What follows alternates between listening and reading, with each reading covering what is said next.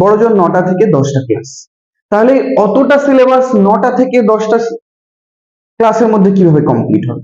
গার্জেনকে এটা বুঝিয়ে পারা যাচ্ছে না যে নিশ্চয়ই নাম্বার ভ্যালু রাখে, যেহেতু আপনারা অনেকটা টাকা স্কুলকে দিচ্ছেন, কোচিংকে দিচ্ছেন, রেজাল্ট আসছে না, আউটপুট আসছে না, কিন্তু আদৌ আপনারা একটা জিনিস দেখেছেন শিখছে কি? এত স্পিডে যে বেরাচ্ছে সিলেবাস গুলো, হু হু করে শেষ হয়ে যাচ্ছে, স্কুল পরীক্ষা নিয়ে নিচ্ছে, মুখস্থ করে চলে যাচ্ছে, পরের দিন হয়তো 11তে 11, 20তে 20, 10এ 10 পেয়ে যাচ্ছে। আবার হয়তো 1 মাস পরে ওই টপিকটা যদি আপনি জিজ্ঞাসা করেন, তারা পরের সিলেবাসে যেহেতু ব্যস্ত, আগেরটা তারা ভুলে গেছে। সুতরাং এই এই যে পড়ানোর ভিডিও তো ভাইরাল হয় না, এই সমস্ত ভিডিওগুলো বেশি করে লোকে। এখন পড়ানোটা লোকে দেখে না, এখন কতটা লেবার দেওয়া হচ্ছে, এখন এসব দেখছে না। গার্জেন দেখছে ক্লাসরুম কতটা সুন্দর, টিচার কতটা সুন্দর সেজেগুজে এসছে, বসছে। ব্যাপারটা বড্ড বেশি মানে পড়াশোনা থেকে পুরোটাই সরে যাচ্ছে।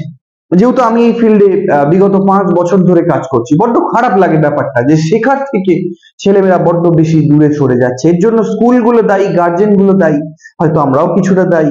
কেমন?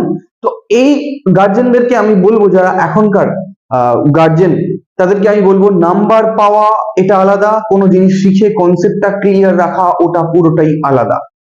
তো আপনারা ডিসাইড করুন যে কোন বিষয়টার উপর জোর দিলে আগামী ভবিষ্যতের উপরে ভালো একটা ইম্প্যাক্ট পড়বে।